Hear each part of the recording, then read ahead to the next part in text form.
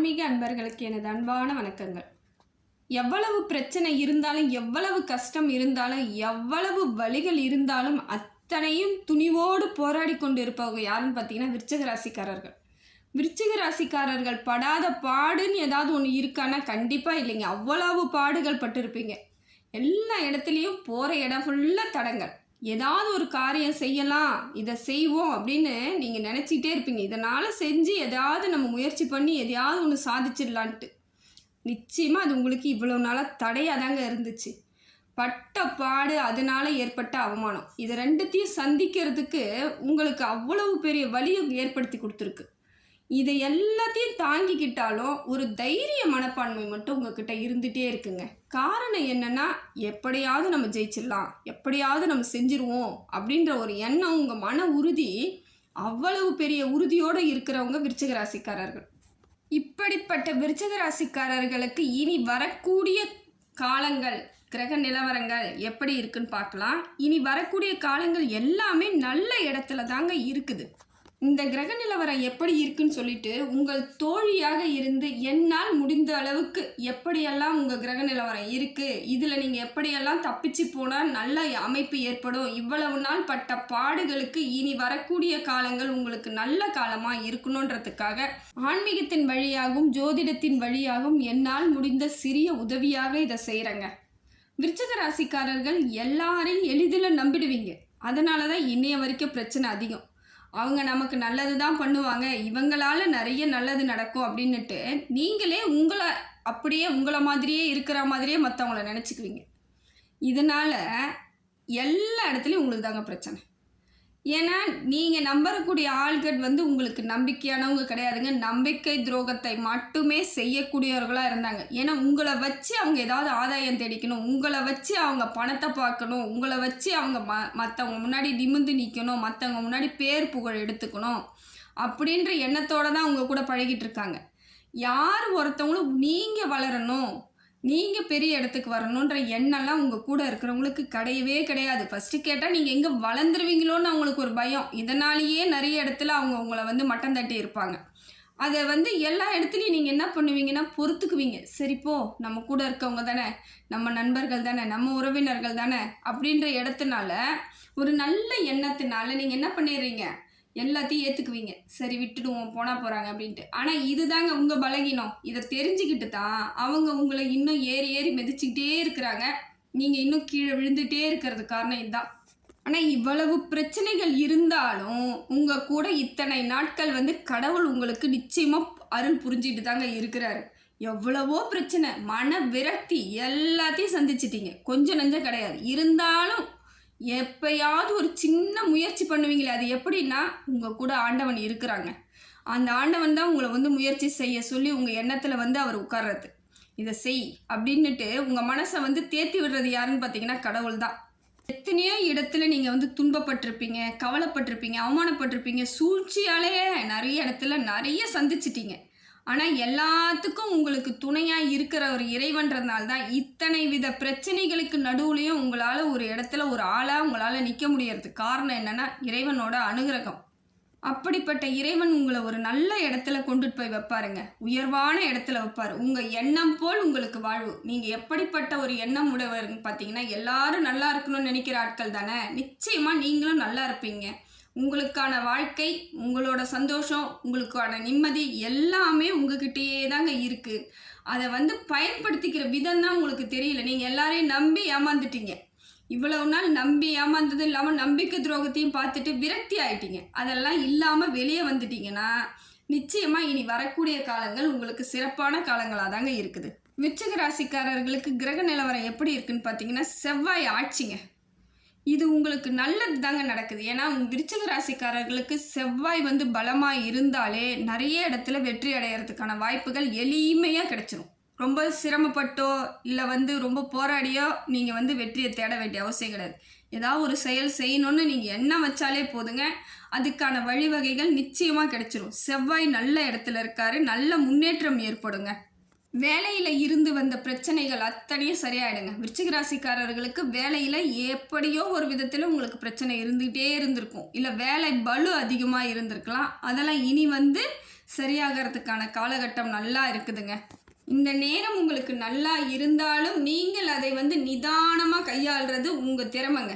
ரொம்ப பொறுமையாக கையாளணும். எல்லாமே உங்களுக்கு கிடைச்சாலும் அதை தடால் புடால்னு ஏதோ வேகமாக செய்யறதா நினச்சிக்கிட்டு செஞ்சிட்டிங்கன்னா மறுபடியும் உங்களுக்கு பிரச்சனை தாங்க வரும். கொஞ்சம் நிதானத்தை நீங்கள் கடைப்பிடிக்கணுங்க.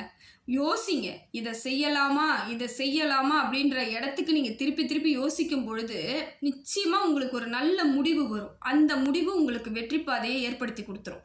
காலம்தான் உங்களுக்கு மருந்தாகவும் இருக்குதுங்க. இனி வரக்கூடிய காலங்கள் உங்களுக்கு சிறப்பான காலமாக இருக்குதுங்க. ஏன்னா இவ்வளவு நாள் உங்களுக்கு வந்து கால கிரக நிலை சரியில்லாமல் எவ்வளவோ வலி, எவ்வளவோ பிரச்சனை, அது ஒரு தழும்பு போல் உங்களுக்கு இருந்தது இல்லையா மனசு.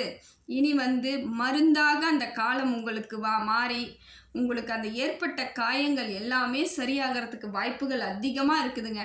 நீங்கள் பயன்படுத்திக்கிறது மட்டும்தான் உங்கள் கையில் இருக்குது. நிச்சயமாக நல்ல முன்னேற்றம் ஏற்படும்.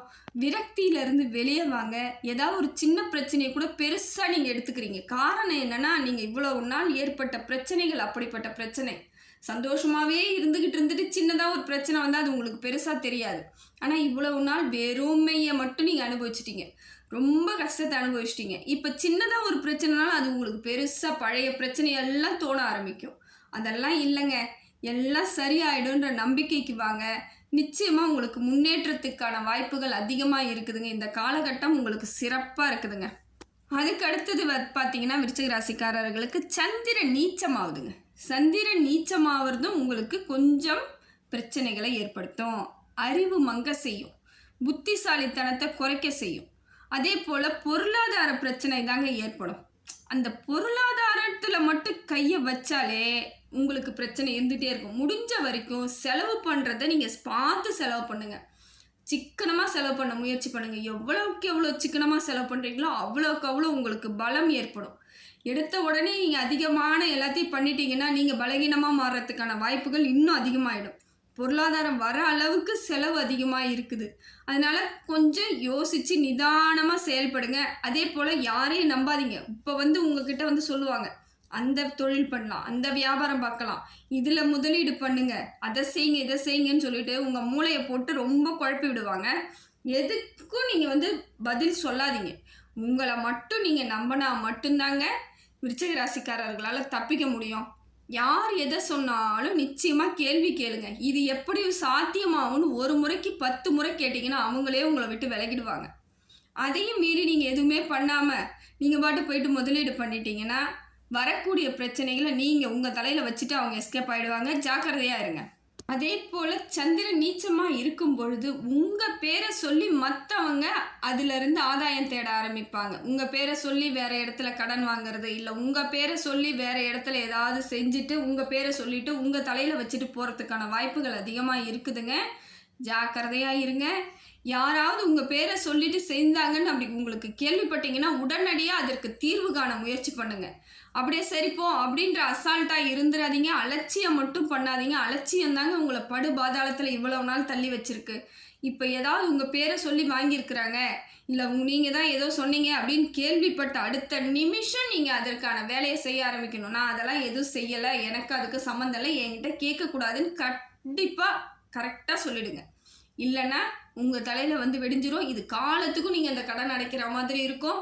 முடிஞ்ச வரைக்கும் யாருக்கும் ஜாமீன் கையெழுத்து போடாதீங்க. யாருக்கும் பணம் வாங்கி கொடுக்காதீங்க. இப்போ விரயத்தில் இருக்கிற மாதிரி இருக்குது. நேரம் சரிப்பட்டு வராதுன்னு கரெக்டாக சொல்லுங்கள். இதனால் கோச்சிக்கிட்டு போனால் போயிட்டு போட்டோம். எதுக்கும் நீங்கள் கவலைப்பட வேண்டிய அவசியம் இல்லை. இத்தனை நாளாக இருந்து மட்டும் உங்களை சந்தோஷமாக வச்சுருந்தாங்க. உங்களை எவ்வளோ கஷ்டப்படுத்தி வச்சுருக்குறாங்க. அப்படி இருக்கும் பொழுது விலகி போகிறாங்களா போங்கன்னு சொல்லிவிடுங்க. ஒரு நாள் உங்களை புரிஞ்சுக்கிட்டு திரும்பி வருவாங்க. அப்போ பார்த்துக்கலாம். ரொம்ப ஜாக்கிரதையாக இருக்க வேண்டிய காலகட்டம் இந்த கட்டம். இந்த நேரத்தில் நீங்கள் அலட்சியப்படுத்திட்டு ரொம்ப கஷ்டத்தை ஏற்படுத்திக்காதீங்க. உங்களுக்கு பிரச்சனைகள் வராமல் இருக்கணும்னா முருகன் வழிபாடு மட்டும்தாங்க உங்களுக்கு சிறப்பாக இருக்குது. விருச்சிக ராசிக்காரர்கள் முருகனை மட்டும் விட்டுடாதீங்க. முருகனை கெட்டியமாக பிடிச்சிக்கோங்க. முருகன் வழிபாடு ரொம்ப சிறப்புங்க. வாழ்நாள் முழுக்கவே நீங்கள் முருகனை தான் வழிபாடு செய்யலாம். ரொம்ப நல்லா இருக்குது. ஆனால் நீங்கள் இப்பொழுது முருகனை கண்டிப்பாக நீங்கள் வந்து பின்பற்றி போனீங்கன்னா முருகர் கோவிலை ஒன்று கூட விடாதீங்க. எந்த கோவிலாக இருந்தாலும் சரி முருகர் கோவிலுக்கு செல்வது ரொம்ப சிறப்பு. நம்பி செய்யுங்க. எல்லாமே நிச்சயமாக நல்லதே நடக்கும். முருகனை தொடர்ந்து வழிபாடு செய்ய செய்ய உங்கள் வாழ்க்கையில் நிறைய மாற்றம் ஏற்படும். வெற்றிக்கான வாய்ப்புகள் அதிகமாக உங்களை தேடி வரும். வெற்றி அடைவீங்க. நாளடைவில் இவ்வளவு நாள் ஏற்பட்ட மனக்கசப்பு, மன வலி, பிரச்சனை எல்லாம் மாறிட்டு ஒரு புது ஆளாக புது வாழ்க்கையை நீங்கள் துவங்குவீங்க. இதுக்கு எல்லாத்துக்கும் மூல காரணம் முருகர் தாங்க. முருகர் வழிபாடு பண்ணுங்க, சிறப்பாக இருக்கலாம். விருச்சிக ராசிக்காரர்களுக்கு இனி வரக்கூடிய காலங்களை நிதானமாகவும் அறிவுபூர்வமாகவும் சிந்திச்சு செயல்பட்டாலே போதுங்க. பண விரயத்தை தடுத்தா மட்டும் போதுங்க. பெரிய பிரச்சனை எதுவும் கிடையாது. நல்ல காலம் உங்களுக்கு இருக்குது. முருகனை மட்டும் வழிபாடு செய்யுங்க, சிறப்பாக இருப்பீங்க. எல்லாம் வல்ல இறைவனிடம் எல்லா புகழும், எல்லா செல்வங்களும், எல்லா நேர்மறை ஆற்றலும் கிடைக்கணும்னு சொல்லிட்டு இறைவனிடம் பிரார்த்தனை பண்ணுறேங்க. ஆத்மா ஆன்மீக சேனலுக்கு சப்ஸ்கிரைப் பண்ணாதவங்க சப்ஸ்கிரைப் பண்ணிக்கோங்க. நன்றி, வணக்கம்.